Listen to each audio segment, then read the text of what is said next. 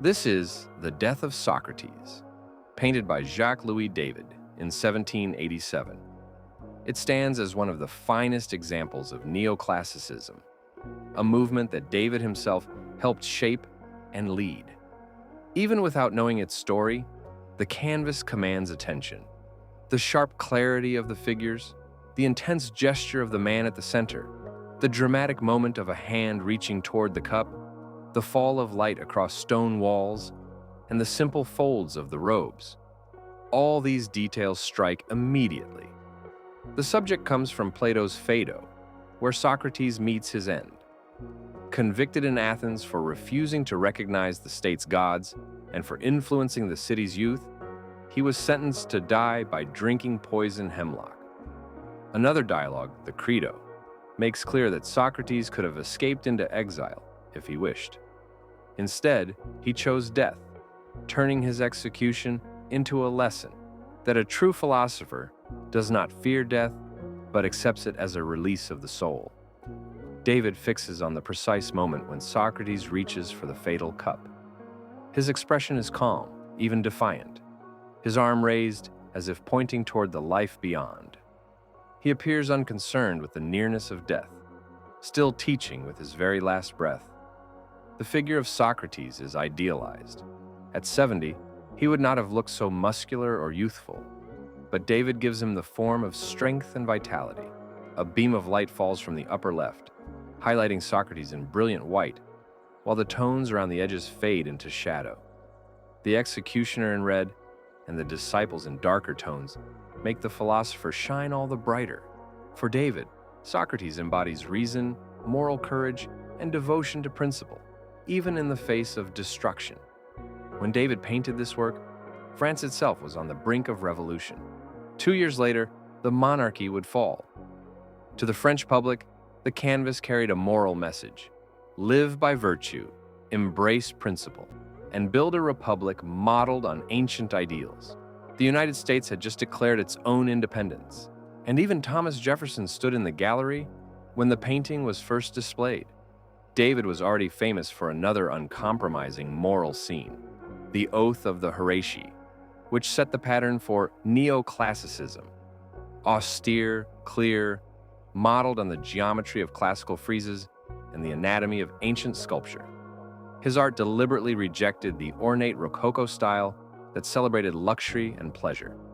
Instead, his work was severe, direct, and civic.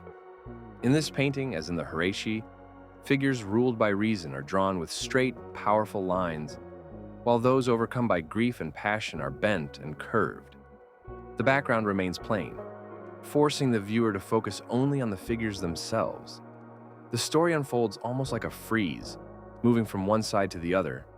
Viewed from right to left, the scene begins with anguished followers twisting in sorrow, leading the eye toward the calm face of Socrates, then down his extended arm to the space just above the cup. That small gap between hand and vessel becomes the center of tension, the very heart of the drama. From there, the line of vision falls to the reluctant jailer, who cannot even look at his prisoner. And finally, to the withdrawn figure seated at the end of the bed. Though David names no one, scholars recognize them. The grieving woman led away is Socrates' wife, Xanthippe. At his side, holding his leg, is Crito, his loyal student.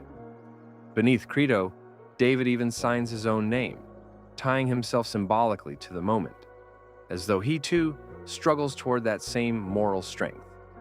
David alters history in other ways as well.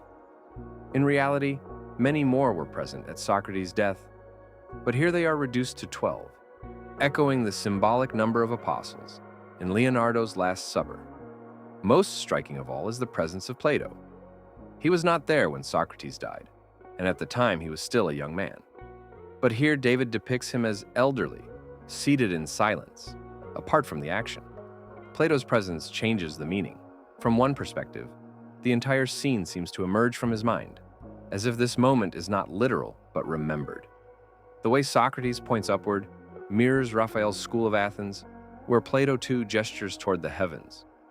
The effect is that the event becomes less a record of history and more an idealized memory, a carefully shaped vision that exists to serve philosophy and posterity. Memories often work this way, smooth, glowing, organized into a perfect story. In Plato's quiet figure, the drama of ethics and principle is revealed as a construction, an ideal retelling. And in this, the painting becomes prophetic. For just as the revolution would soon betray its own ideals in the bloodshed of the terror, so too does the purity of Socrates' death hide the distortions of memory. Perhaps this is why David signs the work again, as if to acknowledge both the ideal and its inevitable betrayal. Neoclassicism may seem strict and severe, but here it carries layers of meaning: personal, political, philosophical, and artistic. The death of Socrates is more than an illustration of an execution. It is a vision of virtue, memory, and history itself, rendered with force, subtlety, and brilliance. It remains a masterpiece of genius.